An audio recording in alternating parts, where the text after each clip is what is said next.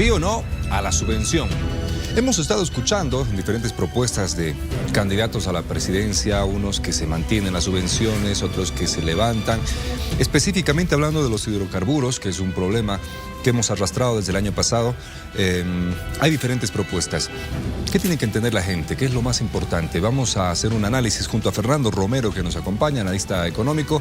Fernando, ¿qué tal? ¿Cómo estás? Gerardo te saluda. ¿Cómo estás, Gerardo? Muy buenos días. Desde tu punto de vista, desde tu experiencia, ¿cuáles serían los escenarios, por un lado, si se levantan las subvenciones? Y por otro lado, si se las mantiene, ¿qué se podría hacer para estabilizar un poco la situación? Bueno, es un escenario bastante complicado. Vayamos a un extremo que llega un presidente X y implementa una política restrictiva en cuanto al gasto público y decide levantar plenamente la subvención a los carburantes. Y eso generaría un efecto inflacionario y haría que estos precios congelados que tenemos del diésel y la gasolina, pues en este sentido tengan un precio más elevado en el mercado, tal vez a niveles internacionales, superando los 10 u 11 bolivianos. Pero creo que si quieres estabilizar la economía y además no entrar con medidas antipopulares y que te pongan en conflictos políticos y sociales, no creo que nadie vaya por el camino. Lo que sí van a hacer al menos los candidatos denominados de derecha, ir haciendo paulatinamente un reajuste en el gasto estatal, apuntando entre los pilares precisamente la subvención a los carburantes, que para esta gestión se tiene presupuestado alrededor de 2.900 millones de dólares. El mismo gobierno ha indicado de que gasta 56 millones de dólares a la semana para mantener esos precios fijos. Pero, claro, esto es un talón de Aquiles para la economía boliviana y tampoco va a ser tan fácil. Creo que hay que hacer un análisis muy profundo y ver qué sectores deben continuar todavía. Me imagino el sector agropecuario por el momento, porque si no podemos vulnerar la seguridad alimentaria y además el tema de los precios que podrían dispararse, y seguramente también va a mantener el sector del transporte público. Pero obviamente esto con alguna medida y a mediano y largo plazo se va a terminar reestructurando de una manera importante donde la subvención beneficie a la economía y dejemos de que esto sea un negocio para el contrabando, el auto indocumentado, más de 600.000 en todo el país, y sobre todo que se vaya utilizando en actividades ilegales o ilícitas como el contrabando, el tema de la minería ilegal y obviamente el narcotráfico.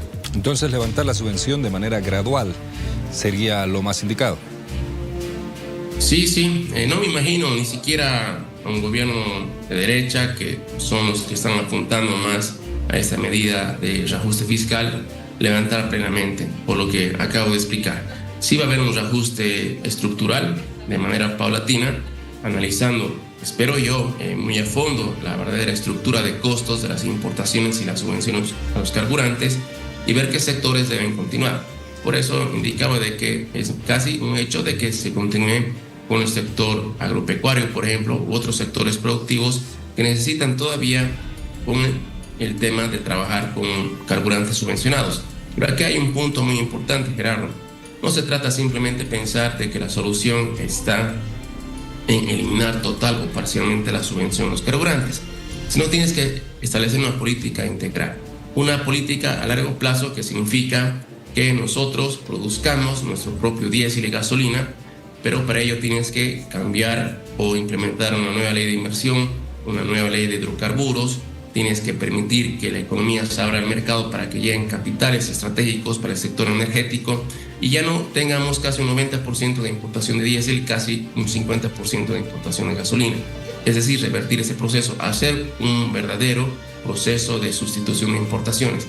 Y a corto plazo tienes que liberar plenamente la importación de carburantes para que cualquier privado lo pueda traer para su consumo o comercialización, se elimine esa especie de monopolio y se tenga un mercado con mayor libertad para que en este sentido se tengan precios tal vez no subvencionados, pero gasolina y diésel a una calidad aceptable y además de manera oportuna para que existan en ese caso al menos dos proveedores, ¿no? Uno el Estado, el que quiera pues seguirá comprando subvencionado, pero otro que también te permita comprar tal vez a un precio más caro, pero reitero, de mayor calidad y sobre todo más oportuno para que no existan esos problemas de abastecimiento.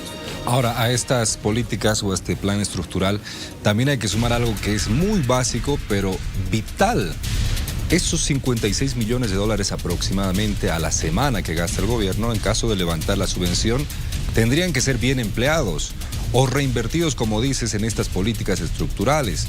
Porque si ese dinero va a ir a otras partes o simplemente no vamos a ver dónde se va, vamos a seguir en el mismo problema, por más que se levante la subvención. Claro, Gerardo, no solamente es achicar el gasto público, sino hacer eficiente al Estado como tal. Eso quiere decir de que tienes que aplicar, porque para mí el monstruo tiene varias cabezas, que es el gasto público elevado.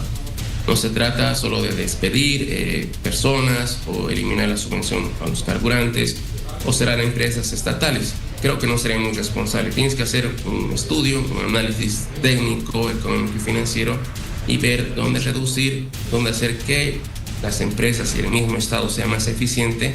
Y obviamente que si vas a ahorrar recursos en una parte, saber invertirlos, porque hasta el momento lo que estamos haciendo es gastar, no invertir.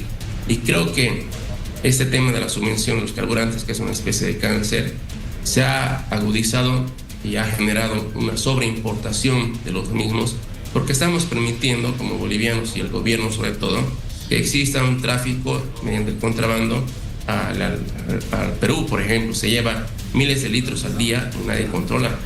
Otro tema, los autos indocumentados.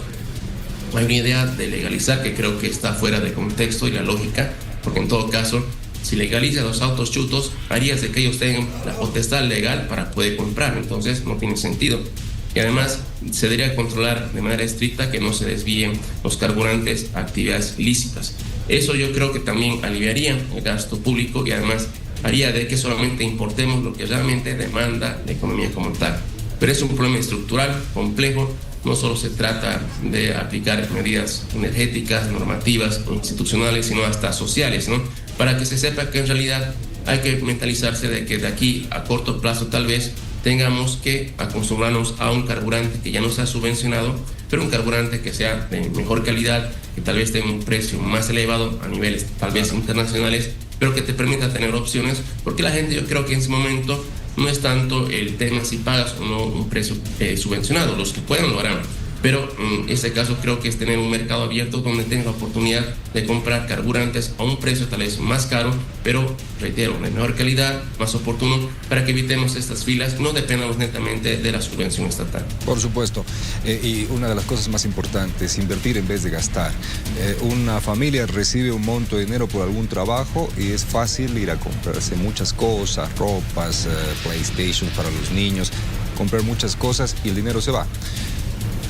Ese dinero puede ser utilizado en inversión para algo que les pueda generar más recursos. Y ese sí es parte de un plan estructural y es lo que se tendría que pensar una vez que se levante la subvención, si es que se levanta. Son 56 millones de dólares a la semana aproximadamente. Es una plata que podría ser bien empleada en algo que pueda generar más recursos. Fernando, gracias por tu explicación y por tu tiempo. Hasta otra oportunidad. No, bueno, gracias, soy yo, Gerardo. Te mando un gran abrazo desde Tarija. Hasta pronto.